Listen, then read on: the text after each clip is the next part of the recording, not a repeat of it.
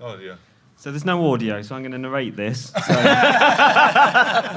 this is a comedian from Britain. Very funny. Yeah, like honestly, if you all laugh when I put my thumb up, then we'll post-edit it into the video. Yeah? So laugh now. Yeah.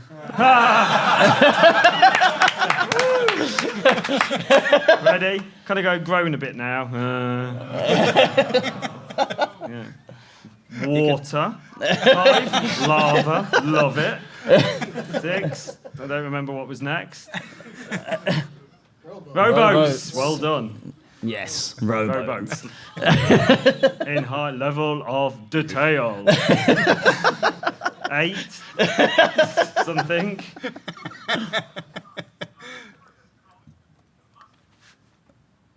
Drier than this awful script. Dreadful script, yeah. We're nearly through this, everyone. It's a bonding experience. This is arguably more entertaining, isn't it? This was the high point of the panel. Exactly. There's 2 bits we think are going to go much worse than this, by the way, just so you know.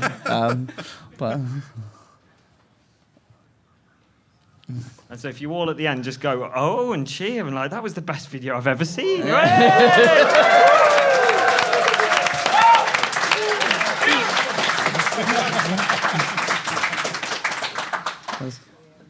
So, welcome to the Sea of Thieves panel. Thank you so much for taking your time out to come and see us here in New York. You'll notice we're all wearing our very special T-shirts.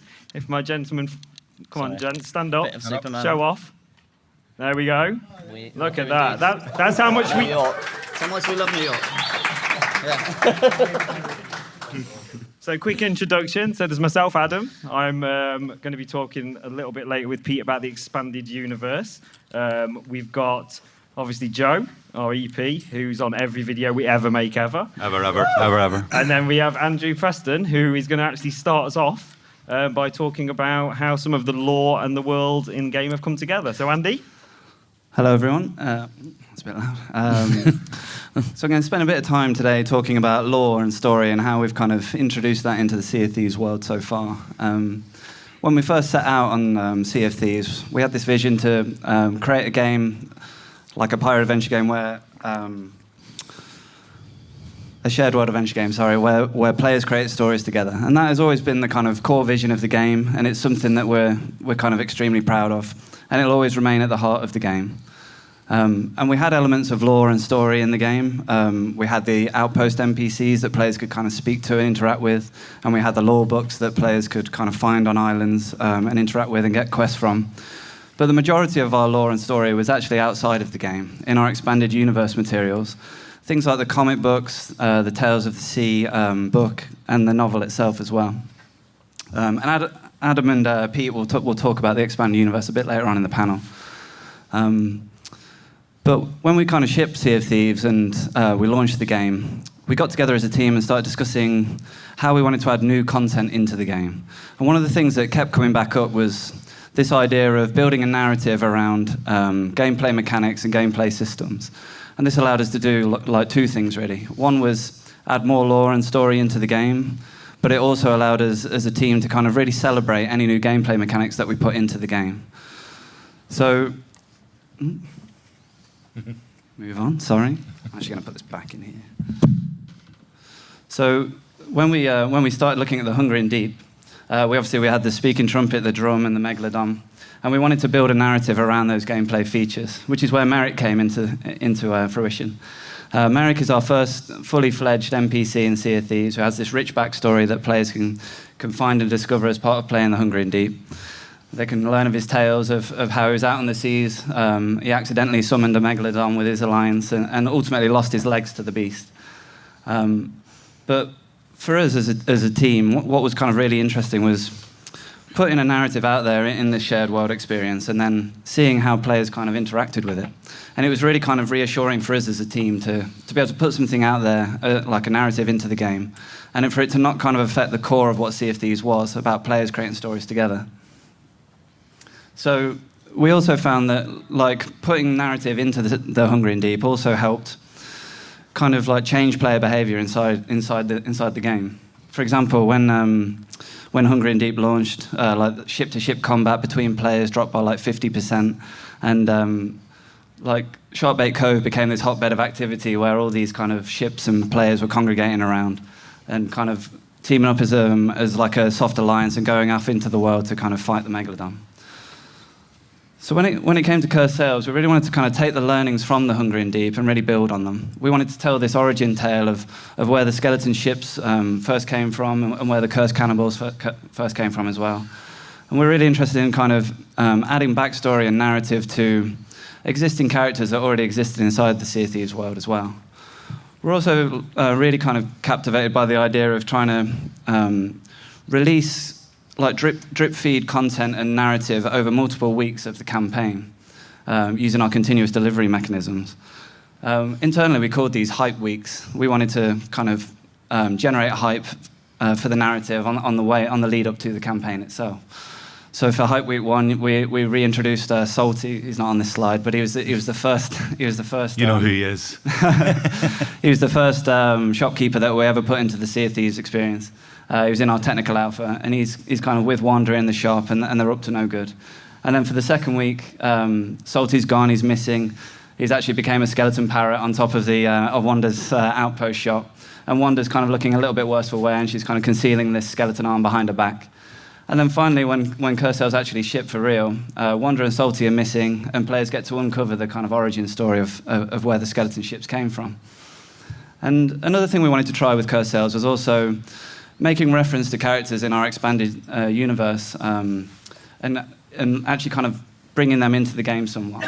So we actually made references to Captain Flameheart in Cursed Sails as well. But again, for us as a team, what was so kind of gratifying was putting this narrative into the world and seeing how it actually augmented player-created stories inside the game.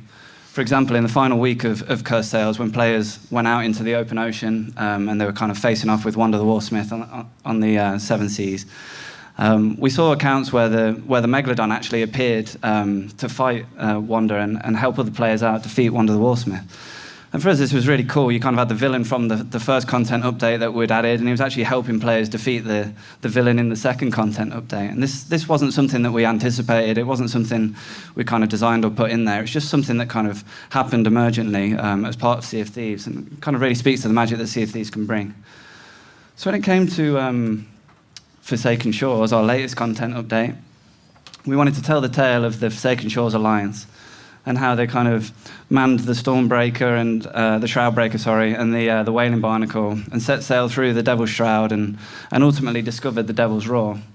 But again, like all the content updates so far, we really wanted to experiment with trying new things with Forsaken Shores. So we actually brought in a character from our expanded universe called Stitcher Jim. He's actually a big part of the novel, which Adam and Pete will speak to later on, and bring him into the game for real. And players kind of get to learn about Stitcher Jim's kind of lust for greed and how he ultimately betrayed the Forsaken Shores Alliance. But ultimately, all of these content updates that we've been doing have all been kind of experiments and tests for us as a team to really kind of try and figure out how we want to deliver narrative into the Sea of Thieves experience. And we've been taking all of those learnings and actually putting them towards a big new update that we have in the future. We see it as somewhat of a game changer for Sea of Thieves. It's something I'm kind of personally really excited about, and it's something that the team back home are incredibly excited about as well. And we hope to have more to share with you about that soon. But before I leave, I'd like to talk briefly about our next Build Rat adventure. Ooh. Thank you. So our next Build Rat adventure is called the Festival of the Damned. And the Festival of the Damned is a yearly festival where players get together in the Sea of Thieves and honour the ferryman for bringing players back to life from the ghost ship. So when players die in the Festival of the Damned, they'll go to the ghost ship like normal, but where these kind of hatches that are battened down currently, they'll actually change and reveal like a well of fates. And this well of fates burns like a flame. And whenever players die in Sea of Thieves and come to the ghost ship, the flame will change colour based on how they died. So, for example, say I die from a gunpowder skeleton, or maybe from a molten rock from like a volcano, then the well of fates will be burning like a crimson red colour. Then players can kind of take their lantern, go up to the well of fates, and kind of dip it into the flame and take a flame of fate. And they can then return back to the land of the living.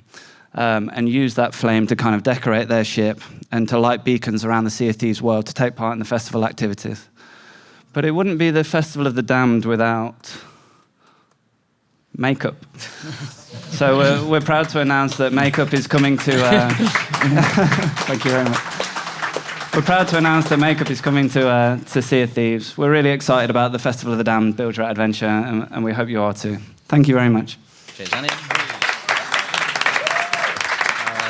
Right, so myself and Pete are now going to have a quick chat about the expanded universe. So, obviously, we've been working on this long before the game came out, and a lot of the things we've seeded throughout the expanded universe are now starting to show up in games. Some of them haven't yet. A great example of that's being Captain Flameheart. We had him as a statue back at E3 in 2016. That's right, isn't it? 2016. And since then we've had him as like Loot Crate toys. He's like he appears a lot in the Sea of Thieves, the Tales from the Sea of Thieves. Tales from the Sea of Thieves features very heavily. Yes, and you can now buy even a cuddly version of him if you should want to have some kind of fearful undead lord in bed with you. Yeah. But ever so cute. Yeah, but cute. A fearless undead lord, but so cute. But and so like people like Captain Flameheart, we kind of haven't seen his story play out yet, his fruition of what he's actually going to be. So we've had great fun being able to do that. But obviously the other side of it is we've made a kind of very conscious effort throughout production. We work very, very closely with the team to make sure all of this stuff ties in with what's going on in game. And that was a segue for you, Pete. Thanks very much. And this is a very important thing for us. You know, I think for all you fans, you know, who are kind of like looking for that lore and looking for that deeper sense of engagement with the world. You know, you can be playing the game, but then you can also be reading the books and finding out more about all the different characters that kind of appear in the world.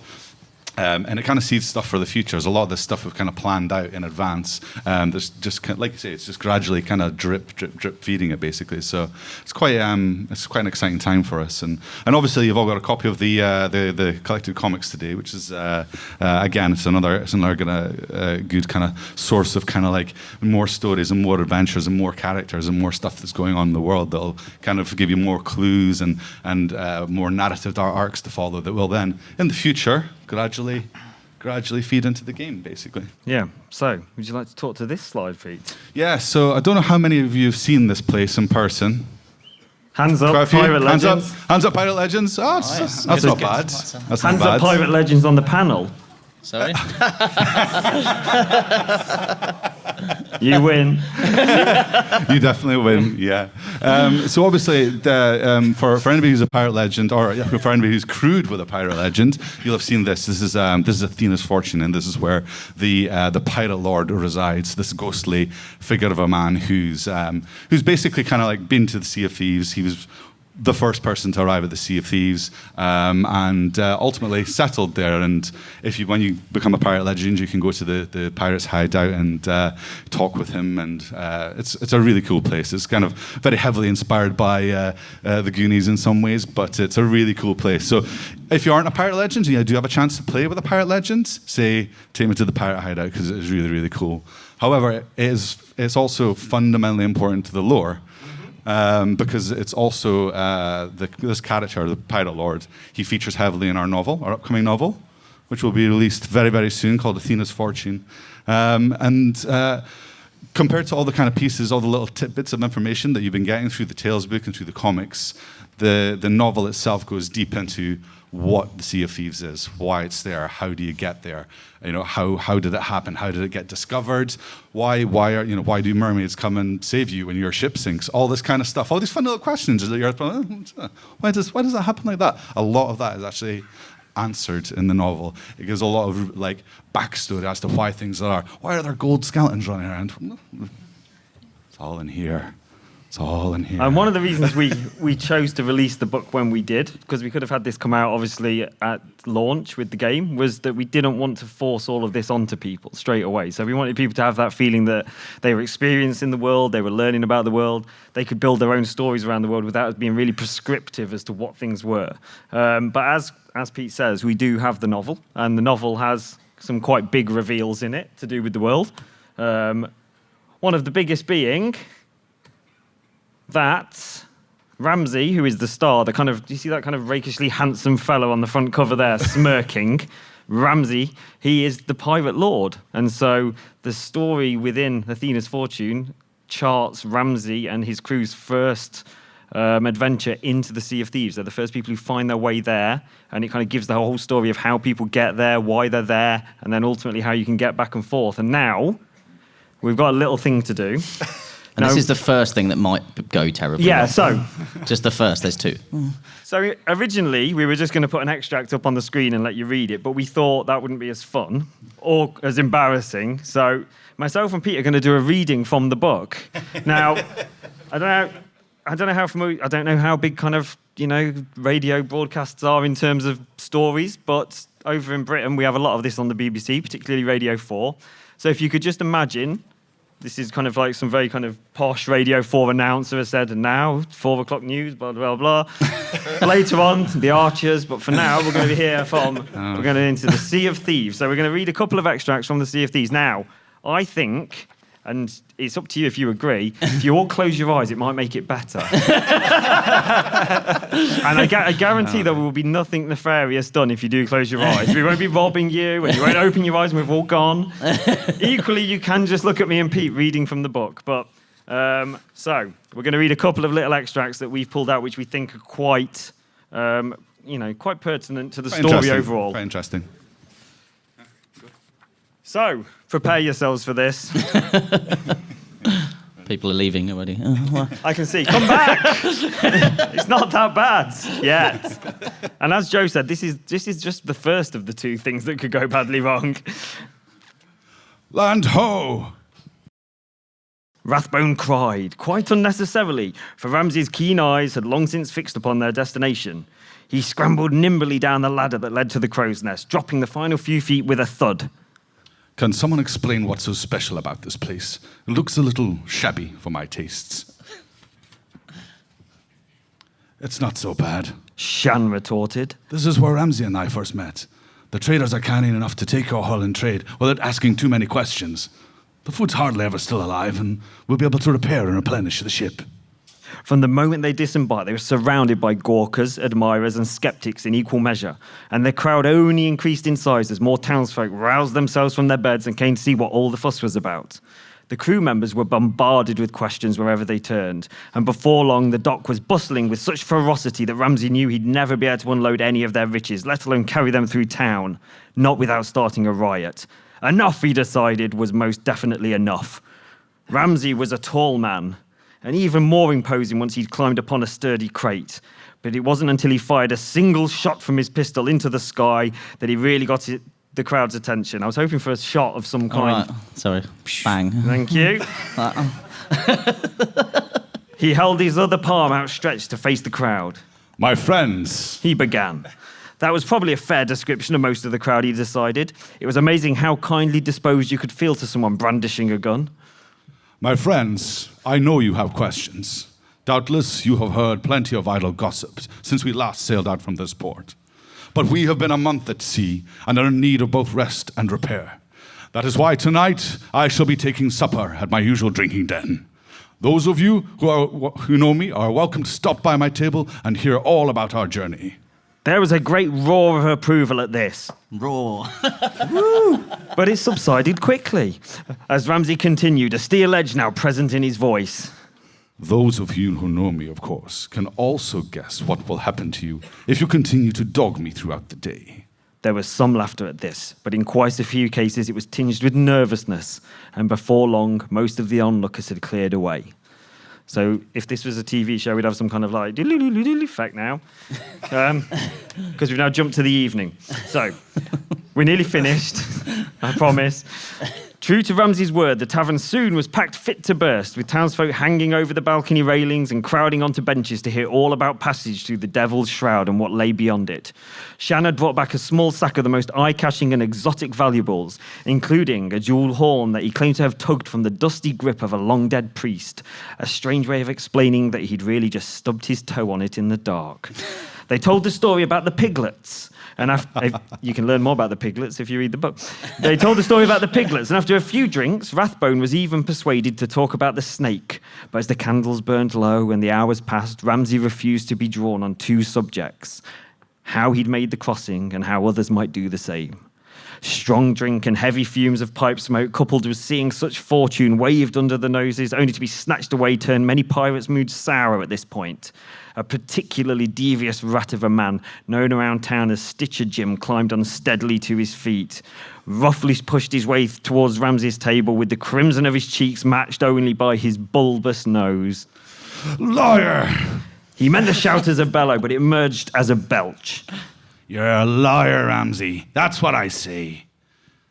If as much as you say lies behind that bloody fog, then what harm is there in letting us all take our share?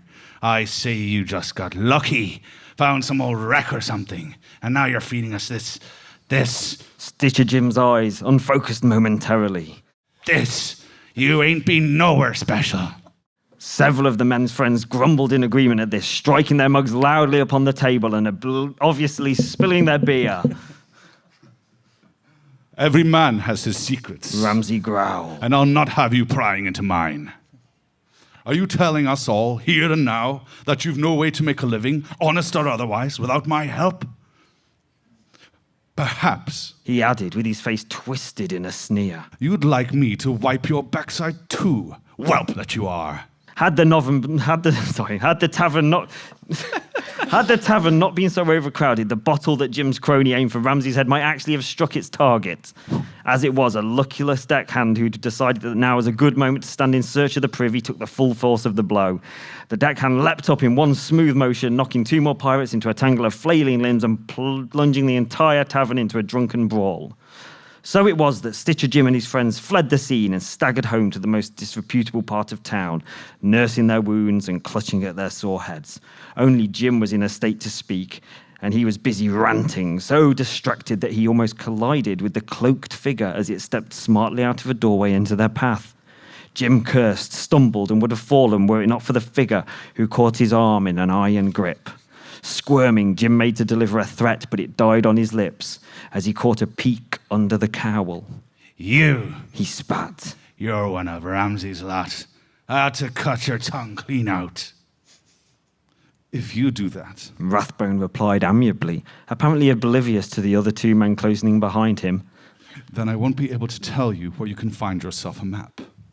Assuming you are still interested in crossing the Devil's Shroud yourselves, that is. And there ends our reading from Athena's Fortune. Thank you very much. Thank you.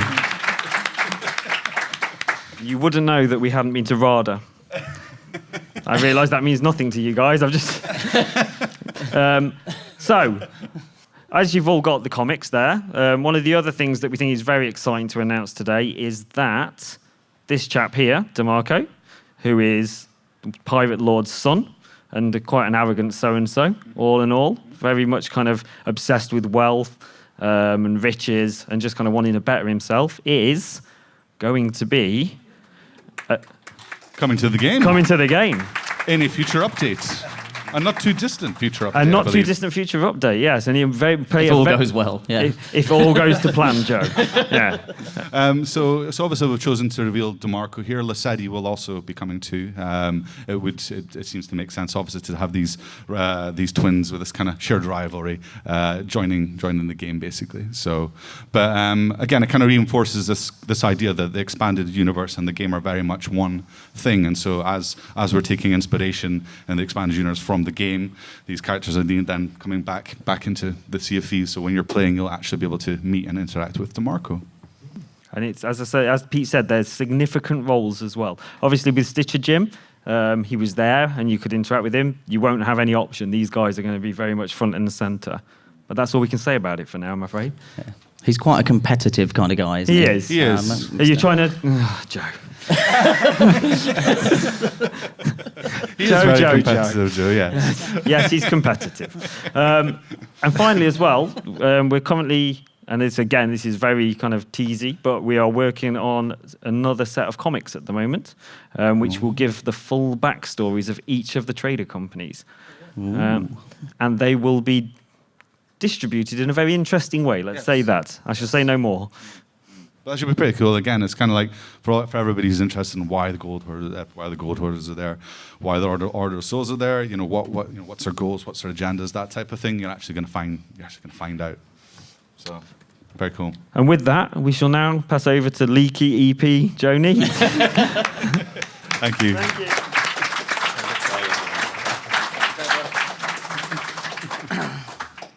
Cool. Thanks, everyone. Thanks for coming. I will take you through this. So I wanted to talk a little bit about. Obviously, we've talked about the lore in the game itself. We've talked about the expanded universe. But just as important to this is how the things that the players do in Sea of Thieves become part of the story, part of the lore of the world. So I'm going to talk a little bit about some of the stuff that we've commemorated so far and actually reveal a few new kind of commemorations that we've been putting into the game with Sea of Thieves. So first off, the Pirate Times is something that we really love. So this is something that we regularly release about like our favourite stories, and the Pirate Spa was a great one with people kind of filling their ship up halfway and taking this great photo. But and Skullball as well was a great one. So people created a game which is all about getting a skull to the kind of top of the other ship's kind of mast and stuff. But we love to see the creativity, and we love to do everything we can to kind of commemorate them. So. One of our favourites was this. I don't know if everyone saw this, but when we did the Hungering Deep, someone took this photo next to Marek just because their character was so similar looking. And basically, he tweeted us and was like, "Hey, look, it's me, Marek's son. I'm Derek." We love this photo. It tickled us so much that we then actually put this in the game. So this was the guy's response. We actually put a painting in there after the Hungering Deep, which was this. So this is kind of. Now present in the game, these two together. So Canonized. So yeah, canonized. So this is now permanently in the game on the island where Marek was during the Hungering Deep, just because it was something that we found amusing and we loved being able to celebrate our players like this. So there's another thing as well. So this, by the way, is going to be the next thing that could go absolutely terribly, much even worse than what you've just witnessed with the reading. But so someone, a Twitch streamer called Chaification, I think his name was, actually went round, once we put the speaking trumpet into the game, he sailed around basically playing Rick Astley over the speaking trumpet and Rick-rolling people in Sea of Thieves, which we liked so much that we then commemorated this in the game. So there's a journal that you can go and find that actually has a song that we wrote basically to the tune of Never Gonna Give You Up from Rick Astley. And so, yeah, you can find this in the world now. But what I'm going to ask for here, and I'm going to regret this, I'm sure, like who fancies themselves as a singer? I need like 4 volunteers. A crew, as it were. I need a crew. Is there anyone going to volunteer here, or are we going to be able to skip this entirely? There are prizes. There are prizes. If that incentivises anyone. Yeah. So For every person who sings, each person sings. A signed copy of the novel. Okay, so actually the first 4 hands that went up, I'm going to go with the first 4 hands. So you, sir, at the back with the hat on. You, sir. And you. Sorry. You guys, and you, sir, there, just behind the guy with the hat. So come on up. So we're going to get them in front of the microphones, right? So there you go. And everyone else can feel free to join in, by the way, if they really want to. So do you want to come to, one of you come to this? So I'm going to put the lyrics up on screen. Who knows Never Gonna Give You Up from Rick Astley? Does anyone know the chorus. Yeah? Yeah. So hum the tune. Yeah. Okay, so grab a microphone, and the words are going to be up on screen. Yeah, and everyone can join in. Please do support your fellow pirates. So this is the words. Yeah, and so who's going to hum the tune? By the way? So, Ready? yeah.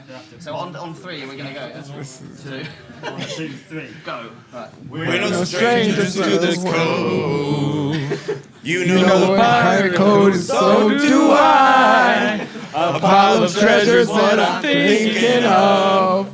You wouldn't get this from any other pirate. I just wanna tell you what I'm stealing.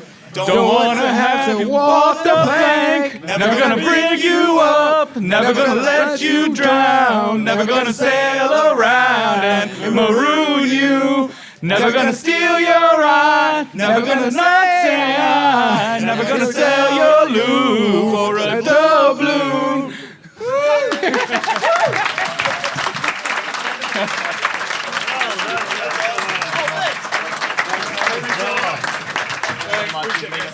That was good job. That was a really good job. Fantastic, thank you. So yeah, so you can find that in the game again, where the location of one of Merrick's clues was. But thanks very much for taking part, everyone. That was amazing. Went better than I expected. That could have been awful. Yeah, great work. Thank you. Only one person left as well, so that's great. Cool. Yeah, and obviously we called this in the world. It's the Merrick Rolled song, so that's the name of the tune itself. But yeah, so. Another thing, so we just love people in our community who are positive kind of members of the community. So I don't know everyone who's on Twitter, you might recognise Captain Daggers McTimbers, but she's been a member of the community since kind of the start. Super positive, super supportive, like amazing just member of the community. And she's been kind of celebrating each release. So she celebrated the release of the game by doing this kind of makeup look for herself. She's done it for Forsaken Shores recently as well.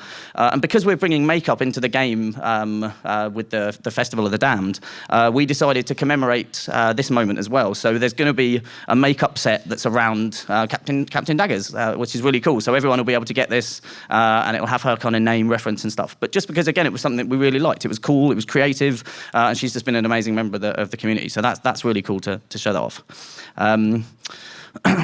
And this was at DragonCon, I believe, this group of pirates cosplayed, and they sent us a photo, and we really liked it, again, just that the fact there was a group, they all played together.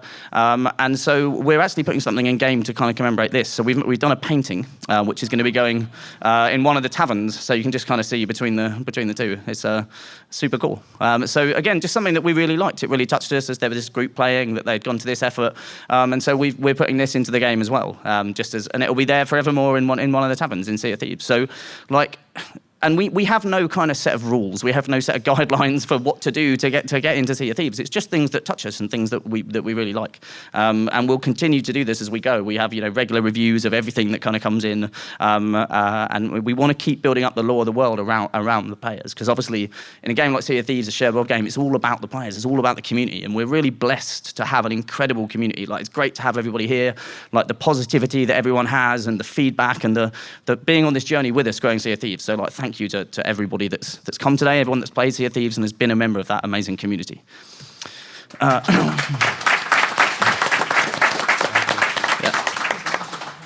so this one. So who's heard of the Loot and Lore game show on Sea of Thieves? There's a number of us here. Yeah. So this is a Twitch streamer that has been basically created a game show in Sea of Thieves, Loot and Lore, and the creativity is incredible, and it's been amazing to see. Like, he does kind of like gladiator fighting challenges up on the top of the mast and stuff. He does Super Island Sweep, which is basically based on Supermarket Sweep, a fantastic game show from probably the 80s.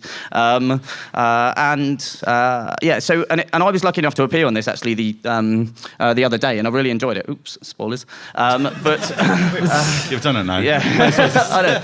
But we loved what this person was doing, and the creativity and the positivity that he brings to the Sea of Thieves world. And so, because all he really does is he sails around with the speaking trumpet, and he goes up to people and he asks them to take part in this game show. And so we wanted to give him something that whenever anybody sees his ship out on the seas, they'll know who he is, and they'll be able to see from distance and everything. So this guy is getting his own set of Loot and Lore sails. So we designed the kind of logo for him. We set it backwards and forwards a little bit. So this is going to be coming to game. So if you ever see these sails out on the seas, you'll know it's the Loot and Lore game show, because he'll be the only person in the world to have these sails, which we really love that we can do that for one of our players, just because they've brought so much joy and happiness to the world of Sea of Thieves. So yeah, super cool. The amount of time that he spends setting those set they spent hours setting it up and hiding treasure treasure around the world and collecting treasure, which he then gives away to people. Amazing, like, and I was on the game show. It was so cool. I was on it last week. It was great.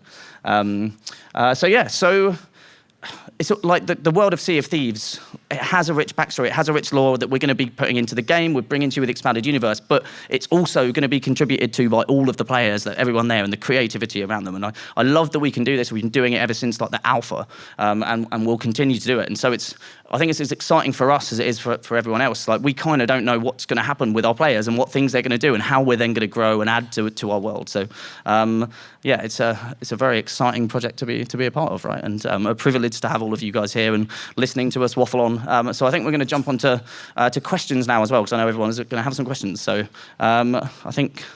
Oh no, yeah, there we go. So everyone should have their spinal figurehead. Everyone should have the copy of the comics. But yeah, let's take some questions, guys. Thank you very much. Cheers.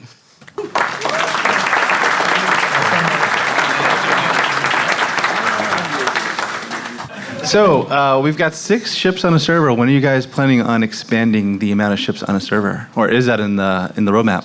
At the moment, it's not. Like, we want to, like, we're going to be bringing some skeleton ships into the world in different ways. So as opposed to what they are just now, like, which is, you know, when the cloud comes, they'll appear and stuff. So we're going to be adding to kind of the population and the density of the world with some skeleton ships, which will be coming up fairly soon. So emergent, sailing around, that you can kind of battle and stuff. But because it's frequency of encounters is what we always kind of care about in Sea of Thieves, and so.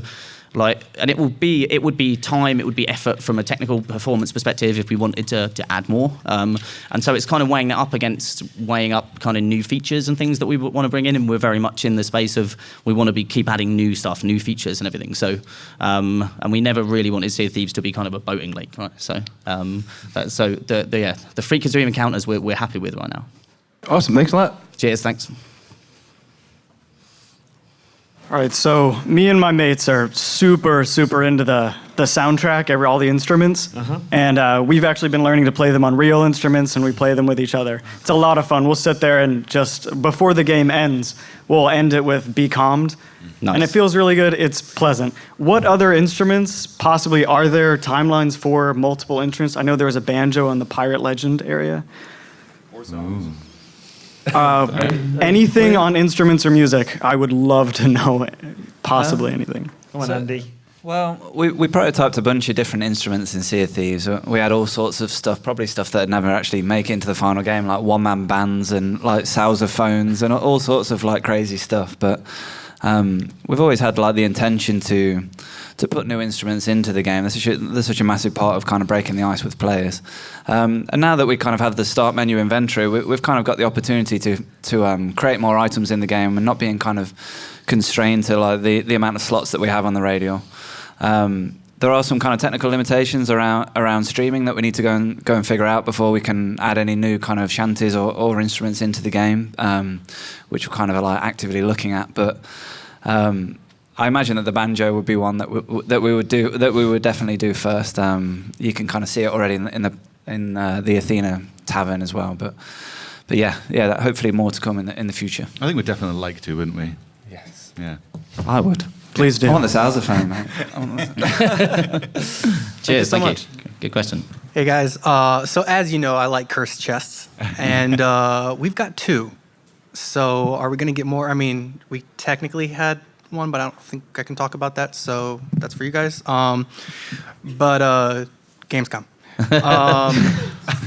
I saw you guys looking. So are we going to get more cursed chests with effects and things? I mean, Eventually, right? Yeah. I mean, like we want to do more. We've seen a lot of people kind of really gravitate towards the cursed chest. They're such a great kind of game changer for crews that are already out on adventures. Like managing the chest of sorrow is a complete nightmare actually when it's on aboard the ship. But It's like having a newborn baby. that's a good way of describing it, I guess. But yeah, no, we've actually got an internal forum at Rare, and every now and then people post new ideas for cursed chests in there. So we've got this massive kind of catalogue of ideas. It's just, as Joe said, it's just a case of when we decide to go and do that work against the other kind of priorities we have for the game. Yeah, and our focus has been so far on strengthening the merchants. You know, with cargo runs coming in soon, because that's the least favourite faction, right? And it's the one that needs the most work, like, quite frankly. And whereas the gold hoarders are very much the one that everybody kind of like if you look at all the stats, they're probably highest in gold hoarders than they are in the others. So, it makes sense for us to focus on the bits that people aren't engaging with the most. But so we want to get there eventually. We've got loads of great ideas, but yeah, it's like we have to be quite analytical about what the stuff we do go and add and which areas we target. Right? Yep. Yeah. Right. We do think a lot about this stuff, and I mean, it's like even in the Art of Sea of Thieves book, you can see there's lots of there's pictures of chests that you've not seen in the game. So we do quite a lot of development and try and figure out what makes for the best experience for the players, really. So it's definitely something that's always we're always kind of spinning it around, aren't we? Yeah, so many people have tweeted us the idea of a chest that's got legs and runs away from you, and that's just genius. So, eventually we will do that because it will just be funny, like a Benny Hill movie. Right? That'd be awesome. All right, thank you. Hey guys, thanks for making the trip.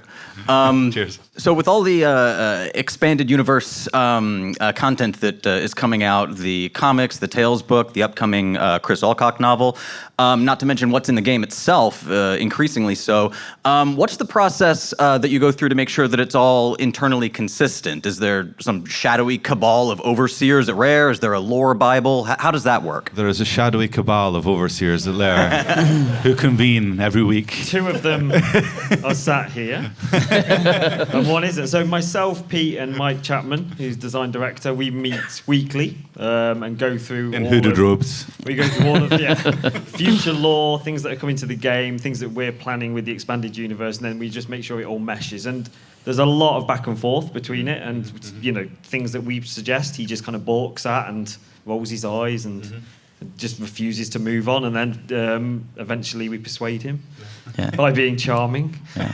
But like the novel itself ties together so many things, doesn't it? In the game. I'd say of everything we've done so far. I mean, the Tales from the Sea of Thieves obviously was great because it kind of came out at launch and it had real player stories in there as well. So that was something that we were really keen to do. But this novel has taken so much work from a studio side, and as you say, Chris Alcock used to work at Rare. Obviously, he knows Sea of Thieves like better than like most of us as well. So like this has tied everything together, and you'll find out so much. Why do islands look the way they do? Why are certain islands the way they are? Like we feed so much in during the novel, and obviously with me and Pete's reading, I imagine you were all clicking pre-order on your phones right now. Right at this moment. Right at this moment. But yeah, so we do. You guys should do an audio book as well. We should do an audio book. Great idea. Yeah. It's yeah. Do you reckon? Yeah. Done. Maybe done. Yeah. You hear that, Joe?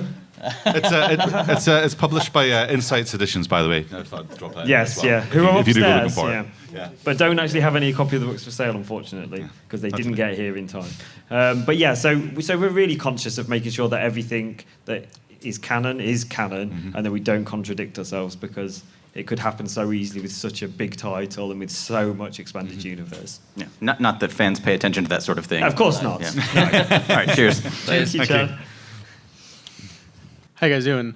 I'm just wondering about, because like you said, you bring lore to the game via even sometimes the community members and whatnot.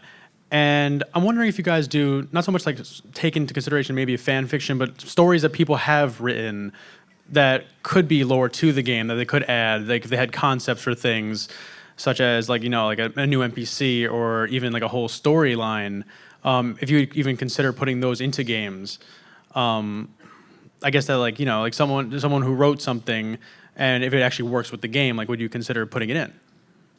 I mean, without wishing to be like Joe and leak something, you kind of keep your eyes open on last kind of social channels. Yeah. There might be something coming soon that kind of scratches that itch. I can't think of a better way, but I don't know why I said that, but it's definitely something we love. And we love like that passion and that people are willing to kind of write about the game, and it's something we want to reward. So yeah, we know there's a lot of creators out there, and that's people who do who write fanfic, but also people who sing and kind of like create their own kind of like fan art and stuff. And we kind of want to we have plans, imminent plans to kind of celebrate that. So yeah, I'd say keep your eyes out. Very astute. Yes. Very astute question. Yeah. It's one of those things because I know that like a lot of the game companies now, I feel like they don't show appreciation towards the community who builds the game. I mean, a lot of games don't get built off of the community itself, but like this game, I feel like a lot of the stories that I have from the game are like just stories I'll always remember. That like some ridiculous story with like when you guys added the Gunpowder Skeletons, it was like an insane thing to me when I was just let me just dig up this chest, and then I hear a little like hissing behind me, and I was like, well, so I appreciate that though. But thanks guys. Thank you. Thank you. Cheers. The community is the lifeblood of Sea of Thieves. Ultimately, like it would be nothing without its players, without their creativity. So you're absolutely right, 100%. Hi, hello. Hey. Hi. How you doing? So I was thinking about more like enemy types in the game, considering that we have like the Megalodon, you have the skeleton ships. How about more like grounded enemy types that are on islands? Like I've seen in the forums like cannibals. I've heard people say like maybe like cannibal enemy types. Like what do you guys think? What do you guys think you should add? Like what do you think would be interesting towards the lore? So is this a question of what are we going to add, or what would we love to add? Could be a bit of both actually. So. Andrew. I mean, we're always kind of looking at our own enemies, and as to the last guy's question, we added the Gunpowder Skeletons recently, but there are some kind of things that we're looking at in the future, and there's been some kind of designs and ideas around new enemy types. We're not saying for sure that they're definitely going to make it into the game, but I mean, just like literally 3 days ago, we designed a new land-based type of enemy for something in the future between like myself, Mike, and a new designer called George that's helping me out on my team. But like we're never going to kind of like shut doors on enemy types. Like as we kind of always say, it's just a case of like when the right opportunity to bring something in is. And some of the new stuff that we're doing and looking at in the future is probably going to be that time. All right. There's a very specific type of thing that I'd love to see in the future, but Oh yeah. but I'm not going to say anything about it. Why? What is it? What do you want, Pete? It's far too teasy. It's in the art book. It's in the art book, actually, is it? Yeah, so the art book Oh, I is know actually a what you great mean. source I know of what you looking mean. through and Yeah. finding things. I know but, what you mean. You've already asked me for it. I've been pushing for this hard, haven't I? if you say it publicly now, Is it not that giant bloody crab that you ride? Is it? Because that image still haunts me. That's not in the art book, Joe. Is it not? That's a leak. Oh, that is a leak. No, I'm joking. That's not a leak. All right. thank you. Thank you so much. How's it going? So, I was actually talking to my crew the other day, and we actually came up with a idea that not only we had to deal with skeleton crews, but we had to worry about the British Empire attacking our ships and stealing our loot. So, are we gonna have to worry about that in any upcoming DLCs, or have you guys not thought about that yet? It's funny that you say that actually. Like when we were first kind of making the prototype, we had this concept of like a pirate police that like went around like taking on rival crews, and they eventually kind of morphed into the skeleton ships that we have now. But I guess for us, like things like that they're more kind of down to the players to add to the game. Like the Frosty Force kind of loot and lore show, it is kind of like a version of that, and we've always wanted like players to kind of go around and do that sort of thing inside the sandbox itself, rather than kind of having it as like this new gameplay mechanic or type of enemy. And I think also, as we alluded to earlier, we've got some backstory comics coming out soon. One of those in particular will kind of answer the question, at least in the short term, as to why there isn't that kind of presence in the Sea of Thieves at the moment. But that's, not to say it won't be there, obviously, but, that's why it's not there at the moment. But so, yeah, we will discuss that within the comics. I think we always really like the idea of that kind of behaviour coming from players, though, giving people reasons and giving people motivations to do that kind of behaviour. So we saw a little bit of that when we first had the flashing lanterns and the speaking trumpet, right? Like people were going around like yelling orders and pulling people over on the seas to kind of like stop and like look at them. Yeah, but I've definitely had some chats with Mike, our design director, around that kind of stuff in the future and about how we can how we could potentially do and bring things in that would encourage players to behave in kind of that way and stuff. So, but that's probably way down the line, quite frankly. But definitely had some interesting chats about it, and it makes a lot of sense the way he kind of described it to me. So, but yeah, we'd always try and give players different motivations in our shared world. That's what's key about Sea of Thieves. Try and give the players reasons to behave differently and stuff. So, cool. Thanks for the question. Cheers. Thank you. How's it going? 2 questions. First question is, before the game launched, IGN did an article, I think it was like an interview with Mike Chapman. Oh yeah, the infamous list of shit that's basically, yeah. So they were discussing a tool in the game called the painting canvas. Oh yes, the best tool ever, right? It was glorious. Are there any plans to bring that into the game, or?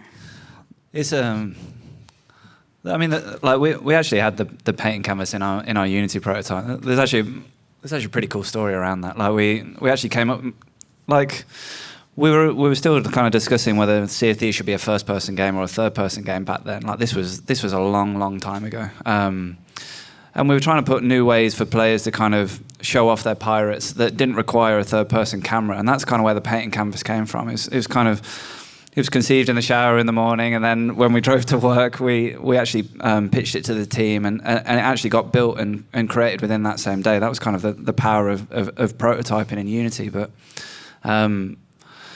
it's got significant kind of technical challenges doing that in Unreal in a service-based game. I mean, I'm not saying that we'll never get to do that, but it's kind of like weighing up the expense of kind of putting in all that technical effort to get out that feature. Don't get me wrong, it was an incredible feature. Like I absolutely loved it. Like taking paintings and sticking them up on the ship around the ship. And it's mainly the storage of them that is the challenge. Yeah, that's right. Yeah. Like if to just do it and have a throwaway kind of screenshot tool that basically that is what it kind of is, right? Yeah, it's yeah. like to take It a wasn't painting. throwaway. I I know, won't say it's throwaway. No, but I mean in terms of the paintings being discarded at the end of a session, so you'd only have them during that Yeah, session. absolutely. Like that part of the work is probably not a huge undertaking, but it's then being able to store them, have people access them, all that kind of stuff. That's where the work is. Jumping onto someone's ship though and seeing the paintings that they're drawn and then kind of stealing them off the ship and your one up on someone else's ship. That was so much kind of childish fun. Yeah, I thought it's totally on tone. Cool. It's totally great. We want to do it. It's brilliant. Like it's so great. So it's just a question of when. And the more work we do to store stuff, and the more work we do about inventory and everything, the more that option becomes more real because you do a lot of the work kind of to deliver other features and stuff. So it becomes more realistic with each passing day. I guess it's just at the moment hard to justify that versus like a bigger new update. Yeah, absolutely. Yeah, like a rowboat. Like a rowboat, for example. Yeah. Yeah. My second question is, Joe, can we get a teeny Sea of Teas of the next big DLC? Oh. Just a little one? Can we? Pete, get ready. I've already done a pretty good one, by the way, that you might have noticed. He's done a big tease so far, yeah.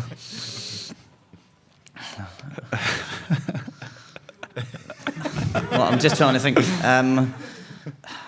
Like we haven't named it fully yet. Here we go. But we like the word shrouded being perhaps part of the name, and so that might tell you something about stuff that's in there. But yeah, that's a good tease, isn't it? I'd say that's pretty. all right, Yeah, actually. yeah. It's 8 out of 10. Yeah. So I think we've only got time for one more question, I'm afraid. Hey, so sometimes when sailing, not in the Devil's Roar because that's very dangerous, but you get peaceful moments, and you're just kind of like sitting on the ship, and it's fun. Like you can get drunk or you can play the instruments. But are there plans to add like card games or dueling or stuff like that? Or what? Sorry, what's the second word? Dueling. Dueling. Okay. Yeah. I mean, there's no kind of specific plans for dueling or card games at the minute, but as I kind of spoke to earlier, like now that we've kind of solved the inventory problems in Sea of Thieves, and we kind of have this big start menu where we can add new items to the game.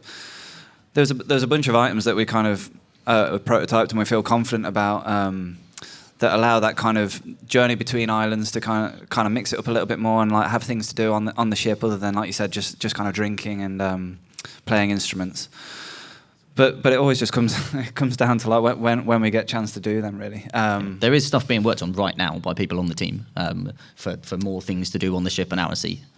Yeah, that's true. One of which has been requested by a lot of people. So. A lot of people. Stop him talking. Just water. but that one will be ace. But yeah, we've tried things in the past, and like we hope that we can kind of get them into the game in the future for sure. Awesome. Thank you. Right, so I think that's it. So thank you so much, everyone, for coming. Yeah, thank you. Thank you, everyone.